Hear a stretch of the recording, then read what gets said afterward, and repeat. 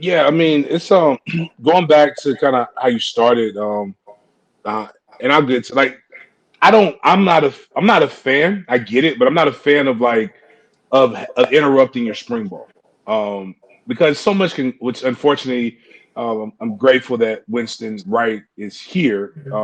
There's some things that I got a chance to see, the video and of the actual footage of the wreck, and oh my God, like I told people in the fifth quarter, I'm like, you guys are worried about the wrong stuff. Like, forget if he's going to play in the fall. I'm just hoping he's able to like regain strength and be able to just be if he's a functional adult and able to live life. I'm gonna be grateful for that because man, when I tell you, it just looked like you saw like a car evaporate. Like that's like just the fact that nobody passed is a blessing in of itself. But you're not saying that couldn't happen when you're not on spring break, but it's just so many things could go wrong. So and I like continuity, but what I will say is like I get what Mike Norvell was saying, and it's just when you put the pads back on, there is some rust. So you saw some guys with non-contact jerseys on.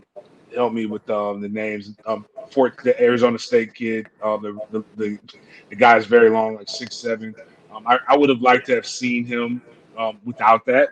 I don't know why. I just would have liked to see him like bang around a little bit, but I still like what he's doing in the different lengths and the speed in which they have at the wide receiver position. But to go back to the recruiting standpoint, and I talked about this. My son's godfather is the head coach of a local school here in Jacksonville, and they have been on our guy, the guy who's like over recruiting, who's actually a Hurricane fan, by the way. He's from Carroll City, and the school's Hurricane colors. So they have been like on Bernie about, hey, you need to get God. Why haven't we had guys come over to Jacksonville? And Bernie told him, he's like, I mean Tallahassee. He's like, James has been there twice. Why didn't y'all ask him to bring somebody?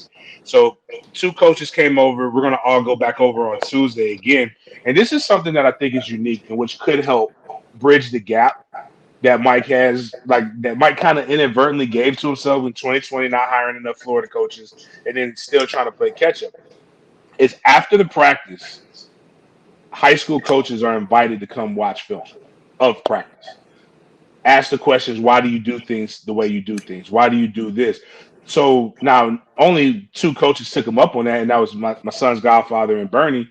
And but they literally got a chance to understand. And when I tell you, I heard nothing but glowing remarks about their interaction with Mike Norvell. He's like, no other coach has given me that kind of time. And so now, and there's a couple kids that he has that Florida State's going to want in the next couple years. So, they're going to go to Georgia this weekend. And I'm not suggesting that Kirby's a good guy too. I know I've known Kirby almost my entire adult life. But when it comes down to it, if Kirby's like, all right, okay, cool, we get the kid, we're Georgia, we get him.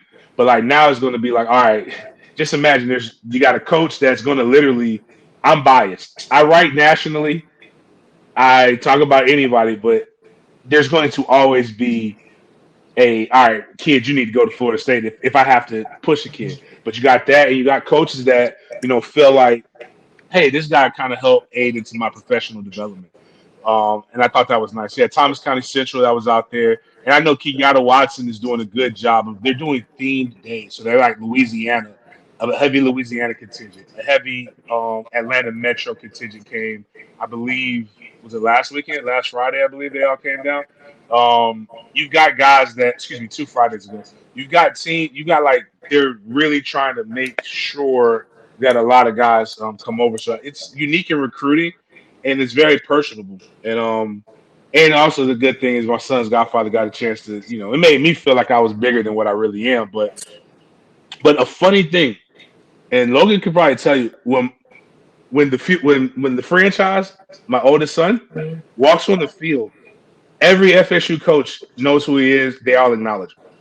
And I told people like that's not because he's my son. Like they actually, I don't remember my clients' names, but the fact that they can remember, hell, I forget my son's name sometimes. but the fact that they're able to, remember these things and talk about these things, I think it just shows that they're always recruiting. And it's nothing like Mm-hmm.